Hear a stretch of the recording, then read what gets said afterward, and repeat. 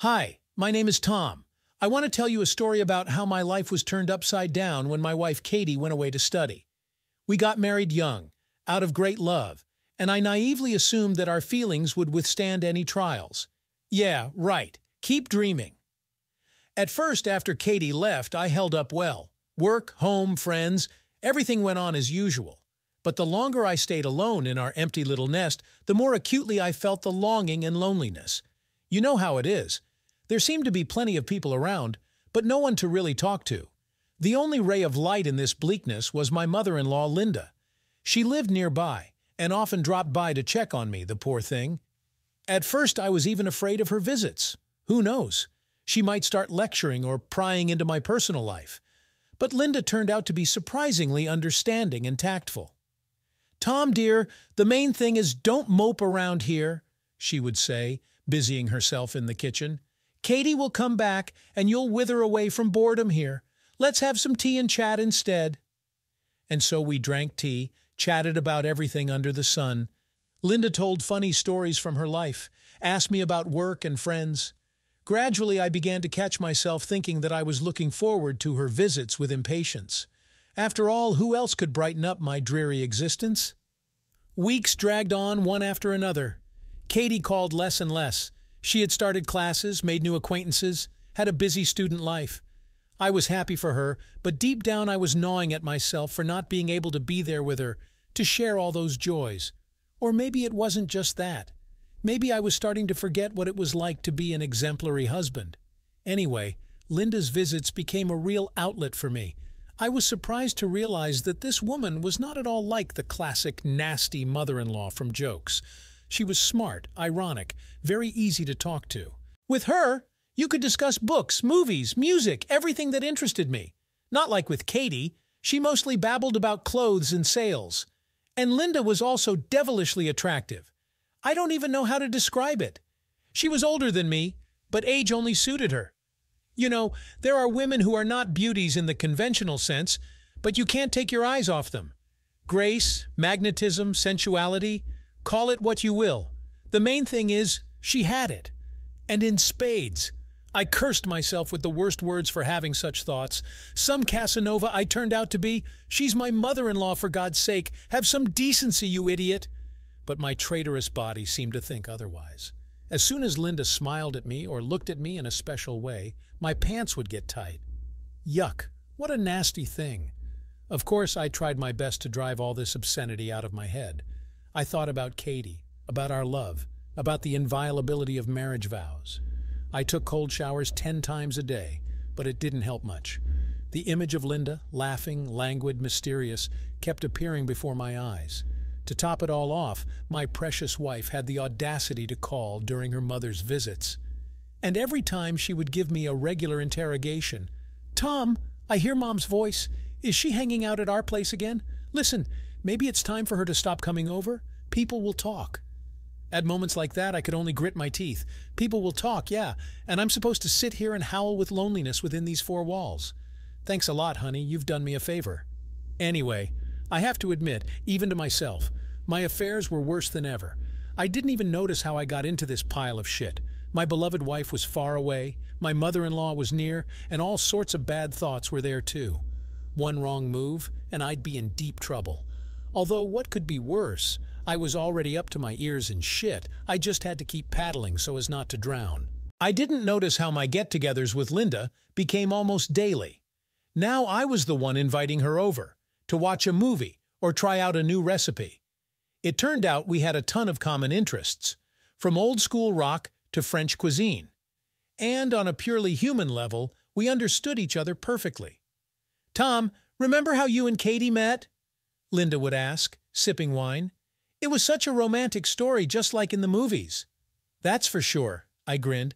"Only in the movies there's usually a happy ending, and look how it turned out for us. We've drifted apart, you know." "It's okay. You'll have your day in the sun yet." Linda patted my hand encouragingly. "You love each other, I know it." Her touch sent a strange shiver through my body. I would shake myself and change the subject. After all, what were we talking about? I can't discuss my marriage with my own mother-in-law. But with each meeting, the awkwardness and embarrassment melted away. We talked about everything, our hopes, fears, innermost dreams. It turned out that Linda had also had a difficult life. She was widowed early, raised her daughter alone. I began to feel more and more respect for her, and even, damn, I can't find the words, admiration, I guess. "Linda, you're an amazing woman," I said once at dinner. "I don't know how I would have managed here without you." "Oh, come on, I'm just trying to support you as best I can," she smiled shyly. "You're like a son to me, Tom." Only she didn't look at me in a motherly way at all. I slept badly that night, tossing and turning and driving away unbidden thoughts. Linda is my wife's mother. What the hell am I fantasizing about her for? It's time to stop these get-togethers, or it'll lead to trouble. But I couldn't stop. I was getting deeper and deeper into my relationship with Linda. Now we were not only drinking and chatting in the evenings, but I was also frequenting her place, supposedly on business, to screw in a light bulb or fix a faucet. Yeah, right, the faucet. Just an excuse to see each other again. And I knew I was playing with fire. I knew where it was all heading. But the game was too sweet. Linda was too desirable with all her charms and temptations. I was flying to her flame like a moth, even knowing that I would burn to hell. Katie was visiting less and less. It seemed that studying was consuming her completely. And I myself found excuses to get out of chatting on Skype. Too much work, too tired, feeling unwell? I sprinkled excuses just to disconnect as soon as possible and return to my sinful thoughts again. One day, when I was once again tinkering in Linda's kitchen, I don't even remember what I was fixing, she suddenly came very close and whispered in my ear, "Tom, why do you keep coming here? Surely something in our house doesn't break every day." Her voice was soft and insinuating, but I felt there was a catch. I swallowed and tried to joke it off. "Well, you know, mother-in-law, I want to become a jack of all trades. Who knows? It might come in handy someday." Linda laughed softly. The tickle of her breath sent shivers down my spine. Tom, you're a smart boy. Don't tell me you haven't figured it out yet?" With those words, she took my face in her hands and kissed me, gently, barely touching her lips. But it was like I was struck by lightning. In an instant, my head was blissfully empty, and my heart was pounding like after a 100-meter dash. I vaguely remember what happened next. I think I was mumbling something, weakly fighting back. But it was like in a fog. The only things that were real were Linda's touches, her insistent caresses, her hot whisper. Common sense was screaming its head off. "Come to your senses, you cretin! She's your wife's mother." But it was too late. My body was already living its own life, spitting on the arguments of reason. Damn, how ashamed I am. And how sweet to the point of madness. To kiss Linda, to stroke her, to crush her in my arms, to feel how she responds. It was better than any fantasy. Although, wait, it was my fantasy. Only now it was all for real. Hot, crazy, until I saw stars. I don't remember how we got to the bed. I don't remember how we tore each other's clothes off. But I do remember the feeling of her naked skin under my fingers. Smooth, hot, velvety. And I also remember the taste, tart, musky, maddening. I will never forget how she enjoyed those moments of our intimacy. We must have looked ridiculously absurd from the outside, puffing and grunting like two pugs in the heat. But I didn't care. The whole world had shrunk to the size of that bedroom, to the lines and curves of Linda's body. I wanted to dissolve in her completely, to stay forever in this sweet madness. Only at the end did I begin to realize what I had done. I recoiled from Linda as if scalded, darted around the room, feverishly collecting my clothes. "Oh my God, what have I done? Mommy, Tom, calm down." Linda stretched out on the crumpled sheets, as if nothing had happened. "Come here, don't freak out. Everything is fine." Fine? Does she even have the conscience to say that? I'm going to be dealing with this fine for the rest of my days. Before Katie, before myself. How am I going to look her in the eye now? It's embarrassing, you know. "Linda, I'm sorry. This is a mistake. I have to go. Bye." And I dashed out of the apartment like a moose from wolves. I didn't even lace up my shoes properly. I ran down the stairs, stumbling and cursing through my teeth. The main thing was to get away from Linda and from this madness. Damn it all to hell. For the next 10 days or so, I lived in a daze. I worked, ate, slept, all on autopilot, not understanding what I was doing. My head kept spinning with memories of that crazy evening. As soon as I relaxed for a second, Linda's face would appear before my eyes, flushed, burning with passion. Katie called a couple of times, but I brushed her off with monosyllabic phrases. I'm busy, lots of work, very tired. The wife was puzzled but didn't pry too much. Apparently, she was really wrapped up in her studies. She could have at least asked what was wrong with me, why I was so down in the dumps. But no, she only babbled about her classes and exams. Oh, Katie, Katie, if only you knew what your faithful husband was suffering from. Linda didn't show any signs of life either. Well, no wonder, after such a screw-up. I was hoping that this would be the end of it. We screwed around out of stupidity, it happens. But now, maybe we'll both come to our senses. After all, we're not strangers. We have something to lose. Yeah, right, fat chance. It wasn't long before the phone rang. I had just come home from work, plopped down on the couch with a bottle of beer. Look, Linda on the display. My insides went cold. Damn, I jinxed it. She's probably going to start figuring out our relationship now, asserting her rights. Like, how could you scoundrel, take advantage of a weak woman? And all that jazz by the classics of the genre.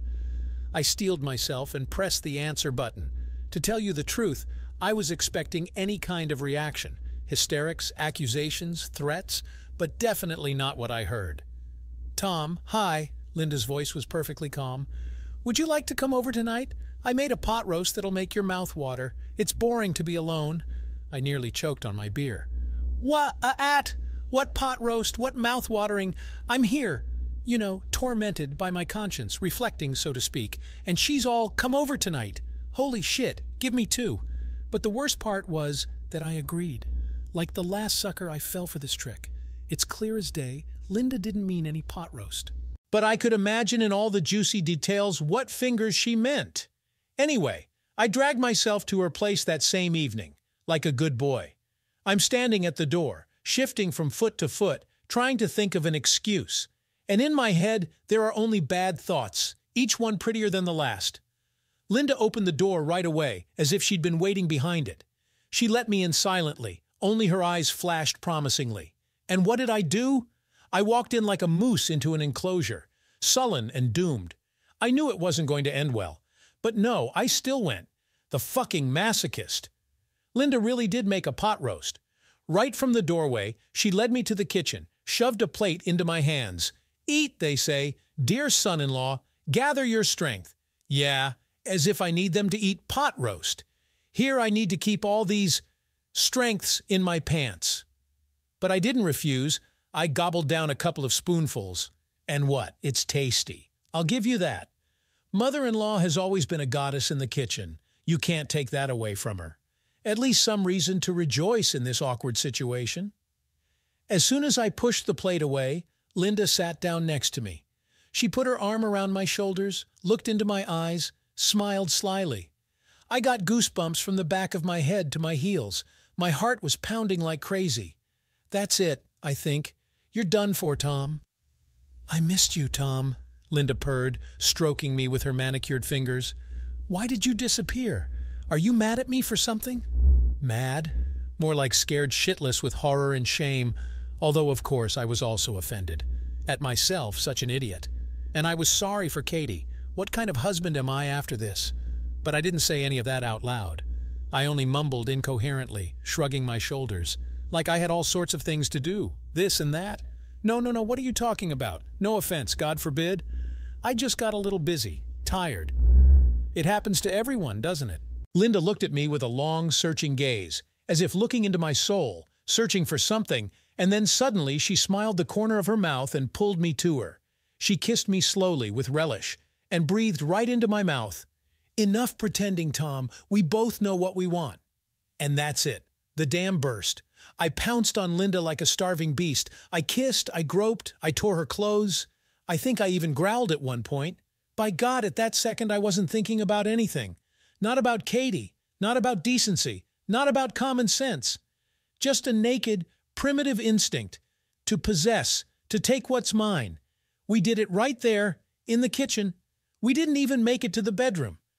That's how bad it was. I slammed Linda against the wall. She just gasped. God, how sweet it was. How good it was to forget everything and just give in to passion.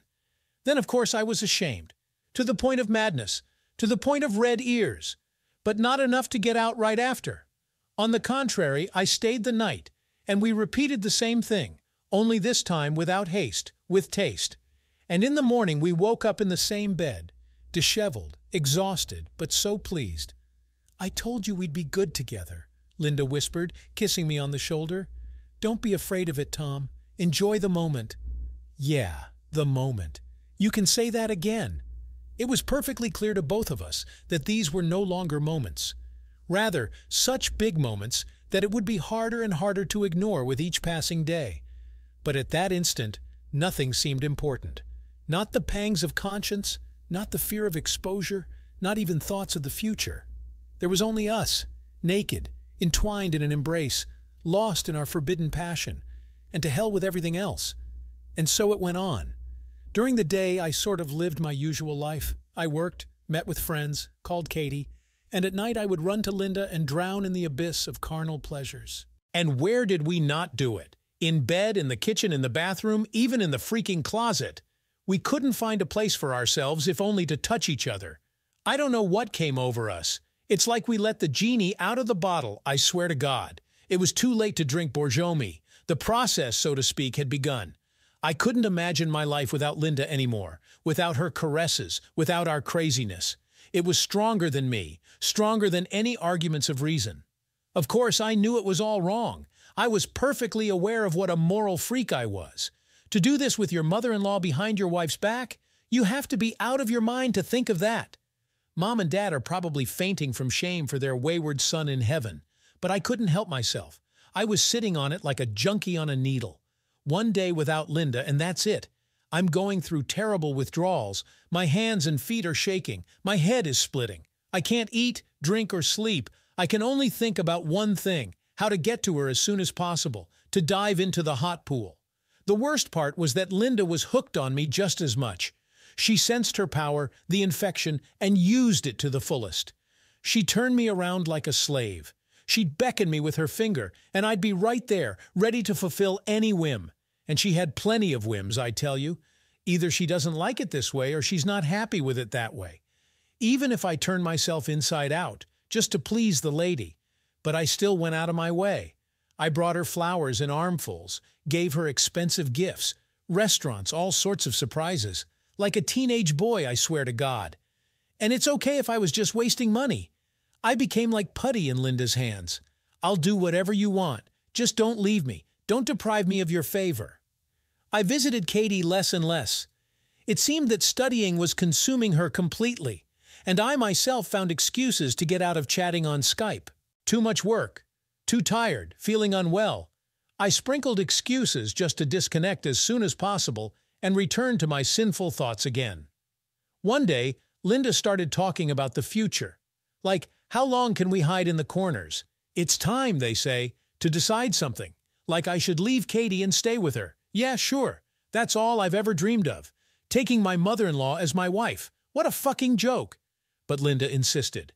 Her eyes were burning. Her cheeks were flushed. A tigress, not a woman. "Tom, understand, I can't do this anymore," she stated bluntly. "I want to fall asleep and wake up with you. To be together not in snatches, but constantly. You want it yourself. Admit it." I was taken aback by such pressure. Yes, I want to want. Only how? It's going to be one hell of a scandal. Katie will lose her mind, that's for sure. And what will people say? A man dumped his young wife and left for her mother. Holy shit! But Linda didn't want to listen to anything. She got stubborn as a mule. Either I go to her or we go our separate ways. There's no point, they say, in wasting time. She wants her womanly happiness, you see. And what am I? Not a person, in your opinion. I, too, may be dreaming of happiness. In short, we had a huge fight. We were yelling at each other like victims, almost came to blows. But then Linda went and burst into tears, and so bitterly, with such anguish, my heart just sank. "Why don't you want to be with me?" she sobs, smearing tears on her cheeks. "I love you, Tom. Can't you see that?" That's when I gave in. I hugged her, pressed her to me. I look, and my own eyes are wet too. What a story. Two adults, and snot is hanging in front of each other.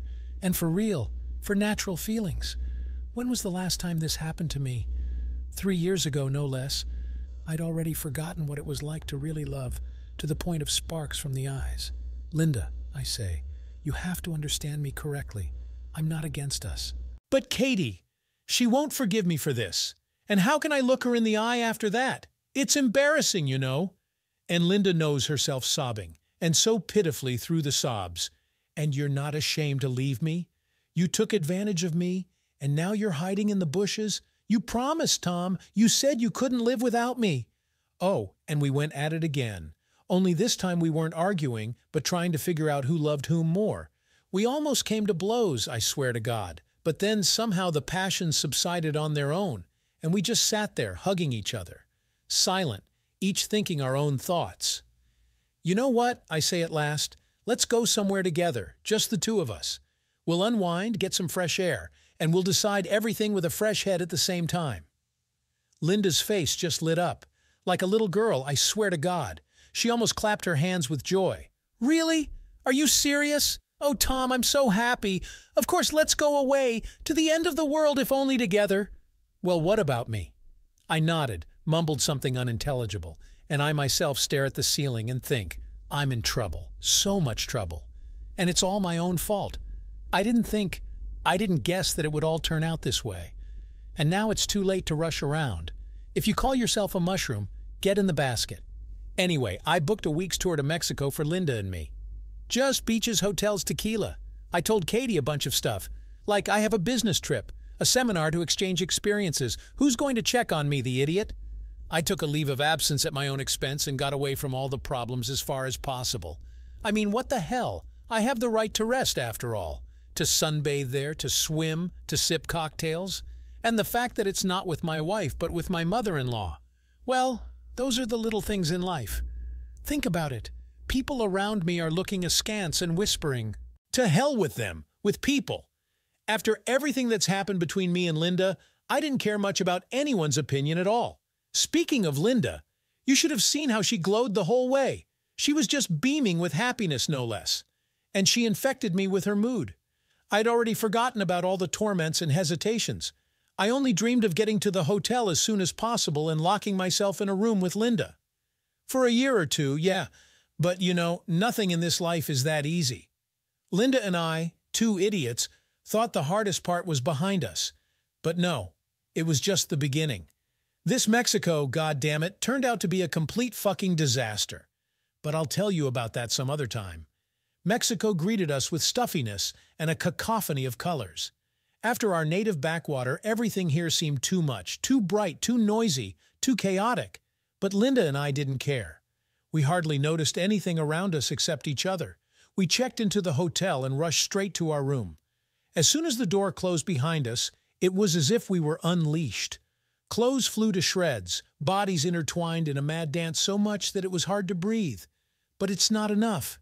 It's all not enough. We're hooked, man. We spent almost the whole week like that, in bed and by the pool. We hardly went to the beach, didn't go on excursions. No fucking way, when we have our own personal paradise here with champagne and strawberries. But everything has its limit, and our Mexican seclusion found its limit too, and not at all where we expected. One evening, when we were lying in bed lazily kissing after another marathon, my phone rang. The number was unfamiliar, but for some reason from California. I stared at the screen in bewilderment. Who the hell brought these devils? All my friends and acquaintances seemed to know that I was on a mission trip. "Hello?" I say, trying not to let my voice tremble. "Tom, is that you?" I heard a painfully familiar voice on the phone. My heart sank. "Katie! Damn it! How did she find me?" "Honey," I stammer. "What a surprise! Where are you? Where are you calling from?" "From California, you dummy!" Katie's voice was extremely excited. "Did you forget? I told you I was going to a conference, you know, the one on molecular biology." Holy moly, she did tell me. I somehow forgot all about it, got all wrapped up with Linda. And what do I do now? I can't admit that I'm not home either, and that I've arranged a romantic trip with my mother-in-law instead of my wife. "Oh, right," I babble like an idiot. It completely slipped my mind. "How's your conference, by the way? Has your brain boiled over from all this biology yet?" Katie giggled into the phone, just like before, so carefree.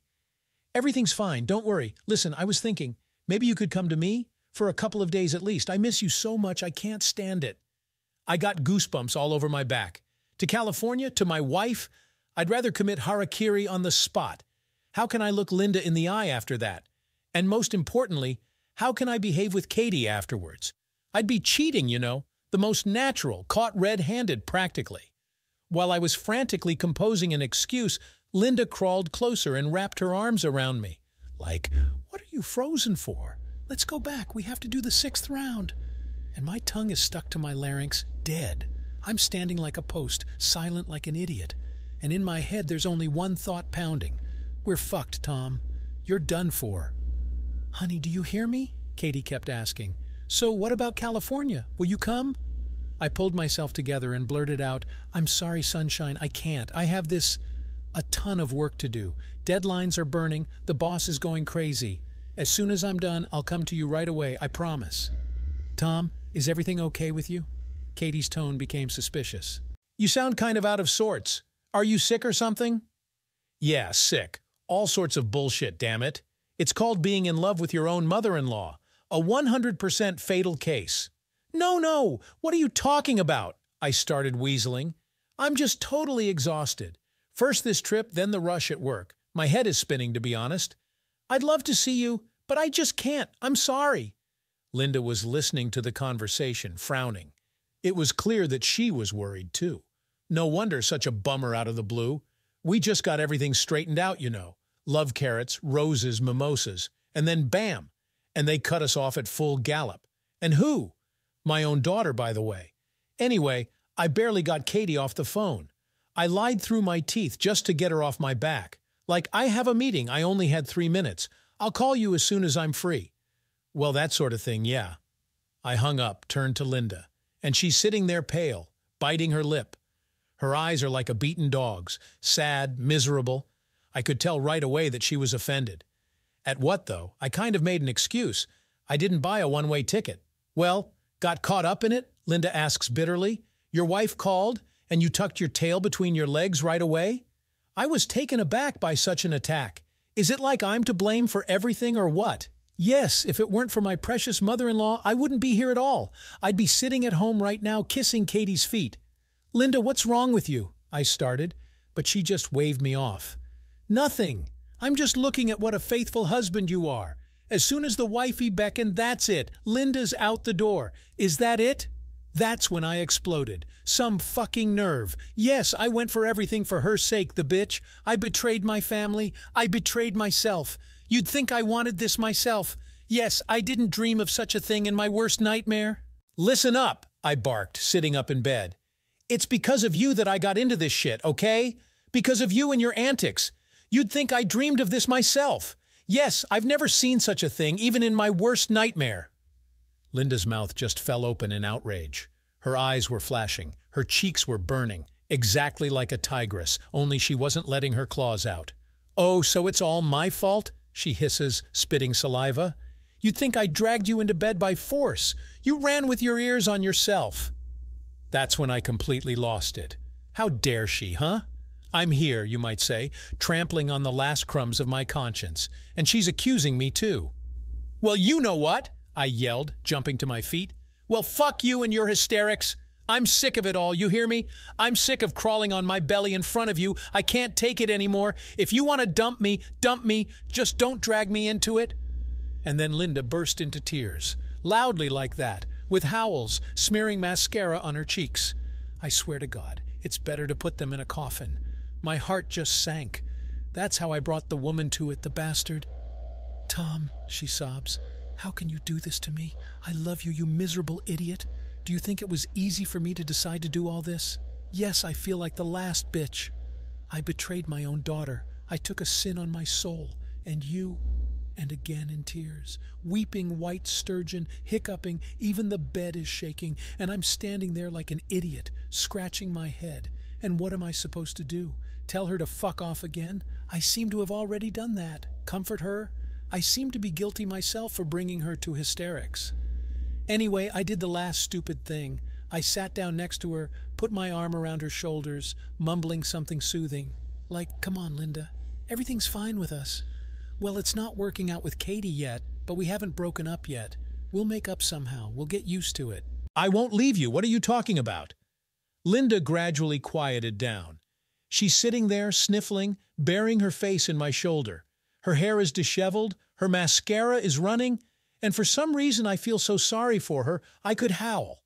Well, I can't stand it when a woman cries. Even though I know she's taking advantage, manipulating, I still feel my heart bleeding. Okay, I say, forget it, forget it. You don't cry anymore, okay? We'll break through somehow. We're not eating soup with a bast shoe, you know. Linda sniffled and smiled weakly. You're a fool, Tom, but I love you anyway. And again in tears. Only not bitter ones, but just a relief. Like a weight off your shoulders you can exhale. And I sit there, kissing her wherever I can and thinking, yes, a fool no doubt. Because I know that I'm in deep shit, with Linda, with Katie, and with my whole fucking life in general. But I can't do anything about it anymore. I can't leave my mother-in-law, really. Look how she's clinging, you can't tear her off with pliers. Anyway, we somehow settled this crisis. We made up, swore love vows to each other again. We didn't leave the room for 2 days. We ate, we drank, we made love like rabbits. We didn't show ourselves in public. It was embarrassing. I didn't want my eyes to see Linda. But in the end, it let go. We decided that it was time to call it quits. No point in running from reality. We'll go home and live as we lived. And then we'll see. Maybe it'll work itself out somehow. With any luck, Katie won't suspect anything. At least for now. Yeah, right. Dream on, you idiots. You thought the worst was over? Well, fuck you guys. The adventure was just beginning. But I'll tell you about that next time. I'm kind of tired. I'm going to lie down. And you think about it. What an asshole this Tom is, huh? He's made a mess of things. You can't even. And he's making excuses, too. Look at that. The cretin, and that's it. The return home was a real ordeal. First of all, the flight was wild.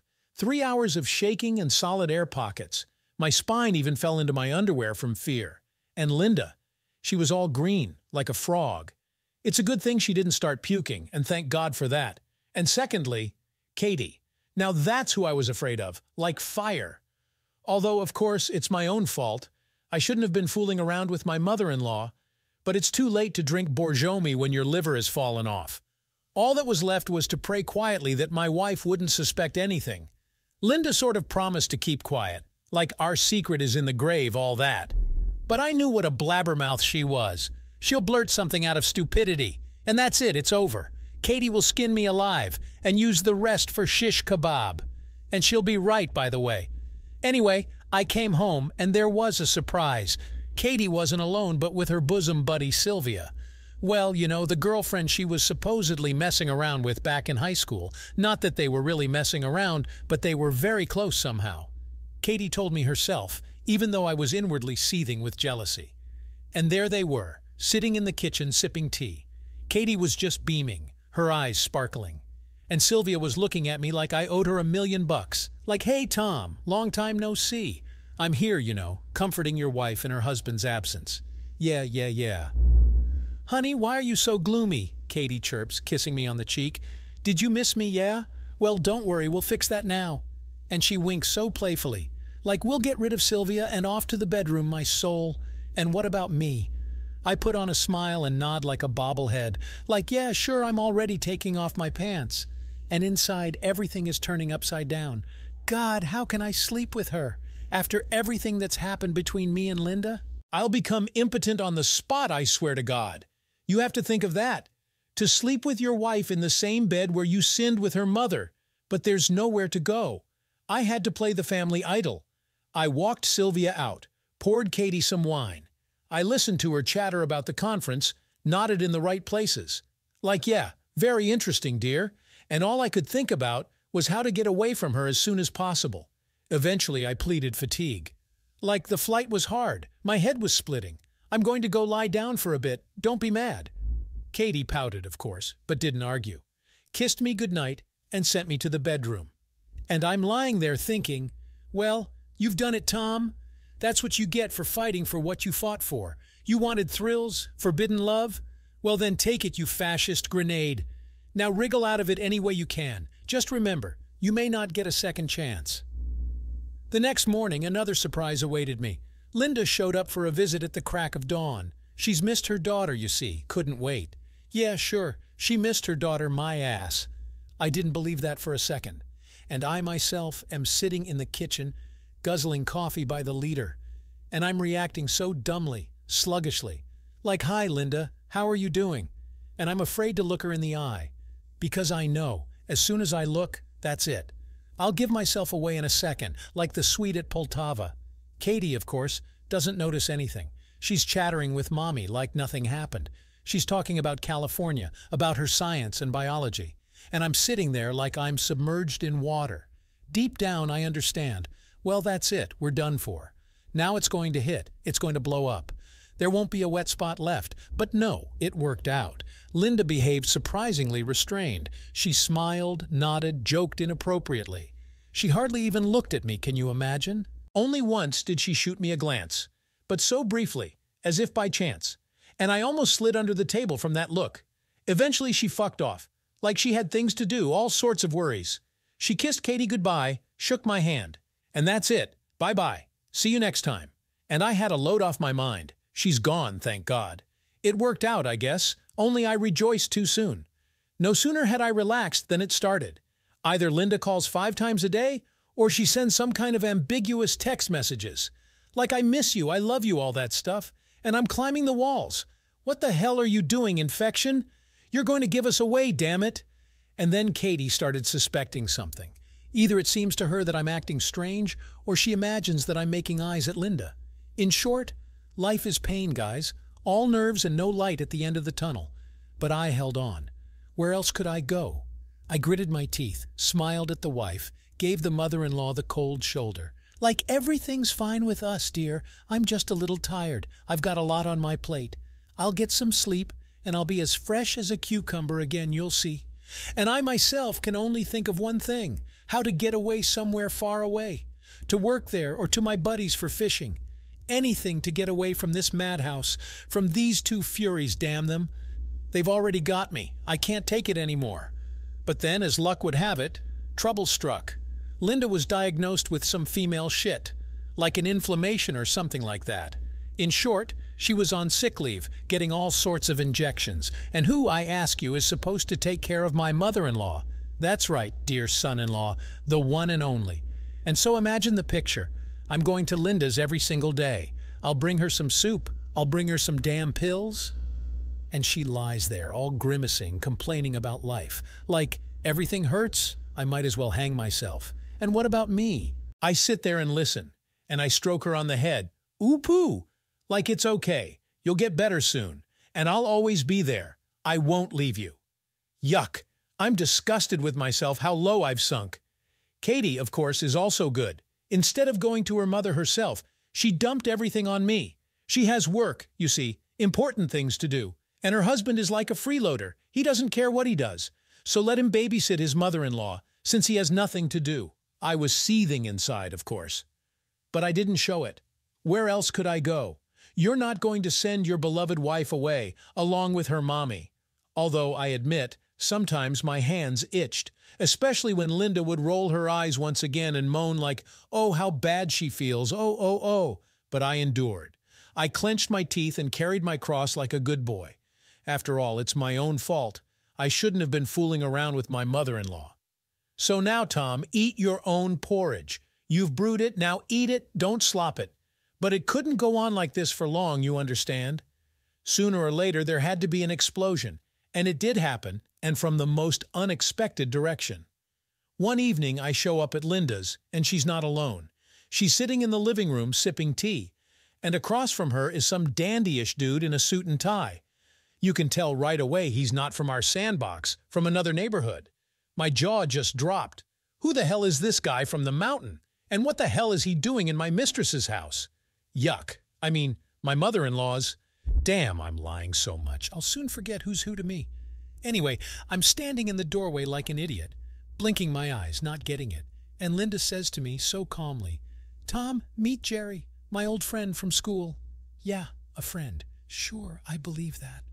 I saw the way this Jerry looks at her. Like a cat at cream, I swear. He's about to start licking his chops, the bastard. But I don't show it. I say hello, smiling with all 32 teeth. Like, "It's nice to meet you, buddy. Welcome to our friendly family." And inside, I'm just boiling over. I just want to whack this dandy between the eyes so he doesn't covet what's not his. But no way. This Jerry, it seems, has no sense of boundaries at all. He sits there, legs crossed, grinning contemptuously. He doesn't pay any attention to me at all, as if I'm some kind of furniture. And he's just shooting glances at Linda, like, come on, baby, quit this circus. Let's go to the bedroom instead. We'll tumble around real quick. That's when I couldn't take it anymore. I yelled at the top of my lungs, "Hey, you punk! Get the fuck out of here while I'm nice! No more making eyes, you got it?" Linda nearly jumped out of her skin. She's looking at me with square eyes, opening and closing her mouth. Like, what's wrong with you, Tom? Did you eat belladonna? What business is it of yours who I'm having tea with? And this Jerry, he didn't even change his face. He's sitting there grinning, as if that's how it should be. And then he blurts out, "Actually, I'm here on business. Linda and I have some old scores to settle, you know, so be so kind as not to interfere with adult conversation." That's it. That's when I finally lost it. What's that supposed to mean? I'm here, you know, pouring my heart out, swearing my love to my wife. I go to my mother-in-law every single day, wiping her snot. And she, the bitch, is setting me up, bringing her ex-boyfriends into the house right under my nose? Well, no way, honey. You've picked the wrong guy. Now I'm going to make your life a living hell. You'll know how to do business behind my back. So I fly up to this Jerry and grab him by the collar. And I hiss right in his face, like a boa constrictor. "You don't seem to understand me, do you? I said, get the fuck out of here. Before I throw you out myself, you got it?" And he, the bastard, just grins. And so condescendingly, as if I'm not a man at all, but some nasty insect. "Get your hands off me," he says through clenched teeth, "if you don't want me to rip them off." That's when I went into a rage. I swung my fist and hit him in the jaw with all my might. And this dandy didn't even flinch. He's standing there grinning, as if that's how it should be. And then he hits me back. God forbid. It went dark before my eyes. Sparks flew out of my ears. I even fell to the floor from such a blow. I'm lying there, coming to my senses. And I'm only holding one thing in my head. Well, that's it. You're fucked, Tom. You've played yourself, so to speak. Everything else is like in a fog. I only remember Linda screaming at the top of her lungs. This Jerry was calming her down, stroking her back, and I was lying on the floor like the last idiot. And I was thinking, well, why did I need all this? For what did I suffer, ruin my family? To writhe like this with a broken face at the feet of my own mistress. Then, of course, I got up somehow. Spat at Jerry's feet, cursed Linda. I turned around and walked out. I slammed the door so hard at the end the glass rattled, and I trudged home without a saltless sip. More precisely, with a salty, broken face. The whole way I cursed myself to hell and back. Like, what an idiot you are, Tom. That's your retribution for your mortal sins, for cheating on your wife with your mother-in-law. Now you'll get it in full, and you deserve it. At home, of course, it wasn't a piece of cake either. Katie nearly went gray when she saw me. She kept asking me, like, what happened? Who did this to you? And I refused. Like, I got into a drunken fight. It happens to everyone. Anything not to blab about Linda, anything not to get into even more trouble. Only how long can you hide something like that? The truth, you know, is a stubborn thing. It still comes out no matter how much you hide it. And so Linda and I got busted big time. And from the most unexpected direction. In short, this Sylvia, Katie's girlfriend, showed up at our place. And from the doorway she said something that almost made me give my soul to God. It turns out she saw me with Linda, back then, in Mexico, in that fucking hotel. How we were making out by the pool, kissing like crazy. Can you imagine that? I felt the ground slip out from under my feet. That's it, I think. I'm done for. Now Katie's going to twist my balls off, and I deserve it. But Sylvia, the bitch, didn't stop there. She spilled it all, like she was confessing. She's been watching us for a long time, and she often follows us in the city. She's seen me going to Linda's, seen her coming to me. In short, she laid out all the cards, the bitch. And Katie's sitting there, pale as death. She's looking at me, eyes huge, tears and resentment in them. And she's silent, can you imagine? She didn't say a word, just shook her head. Like, how could you, you bastard? With my mother, with my own fucking mother. I, of course, went into denial. I started babbling like a lunatic. Like it's all a lie, a bunch of crap. There's nothing between me and Linda. There never has been. And Sylvia, well, she's completely sick in the head. She needs to get treatment. But how can you fool Katie? She gave me a look that made me almost shit myself.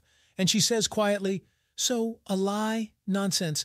Well, we'll see about that. I'm going to call Mom right now. Let her tell me everything herself, like a confession."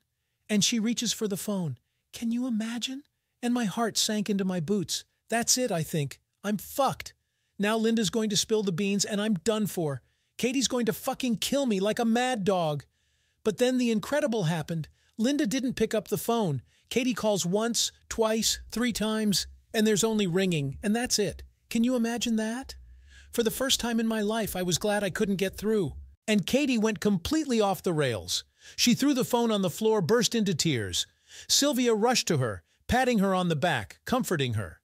And I'm standing there like an idiot, not knowing what to do, whether to get out quietly or to keep acting like a Hollywood star, like I'm not guilty, I'm not guilty.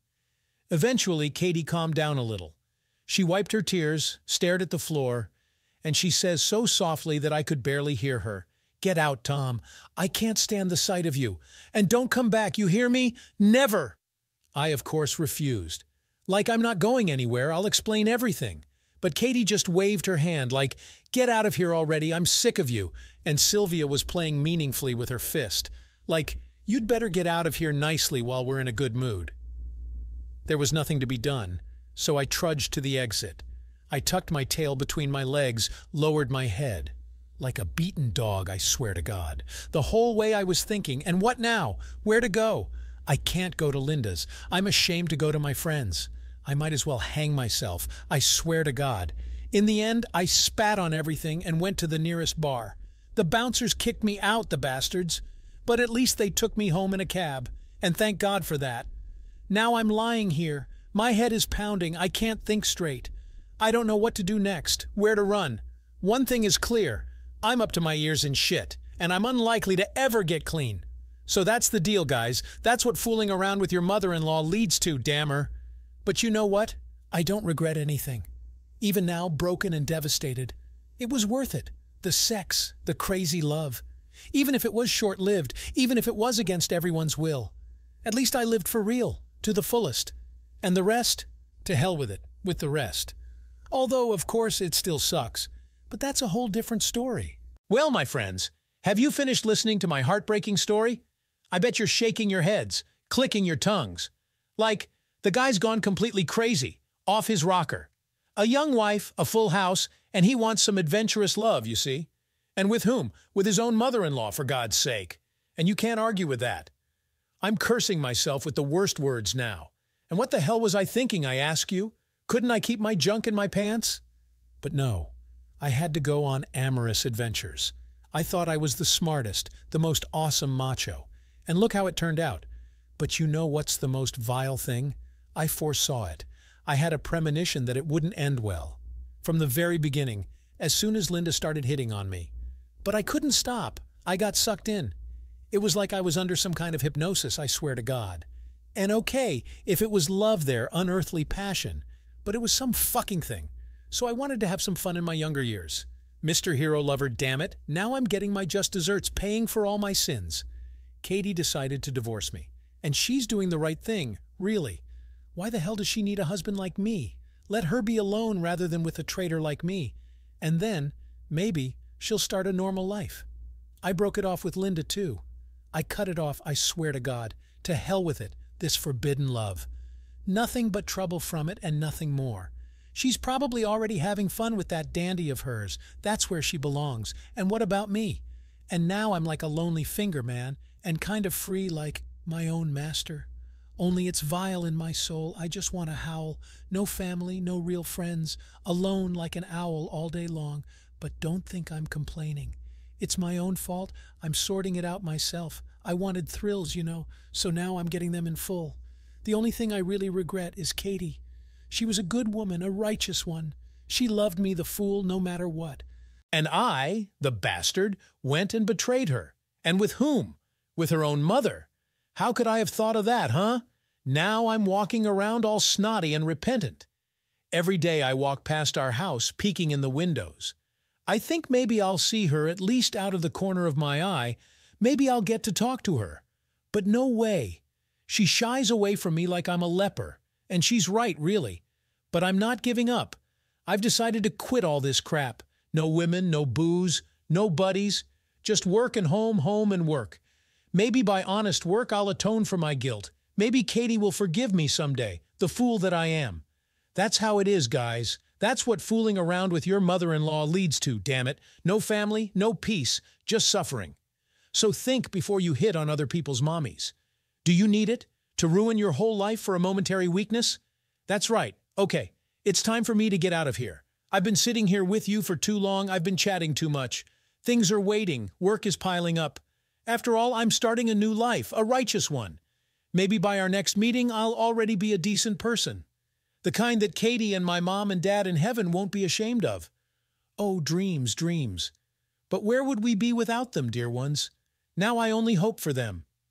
Maybe they won't leave me. They'll support me in a difficult moment. Well, that's it. Bye. And remember, love your wives, cherish them. And don't hit on your mothers-in-law even if you really want to. I know what I'm talking about. I've felt it, so to speak, on my own skin. All the best to you, my friends. Don't remember poor Tom in a bad way. Everything will still work out for me, you'll see. And true love and a strong family. Only now for sure. Without any mothers-in-law and other nonsense. Amen, as they say. Good luck to you guys. Did you like this story? Let us know in the comments what you liked. Subscribe to our storytelling podcast. Also, don't forget to like and ring the bell so you don't miss more interesting stories. See you soon.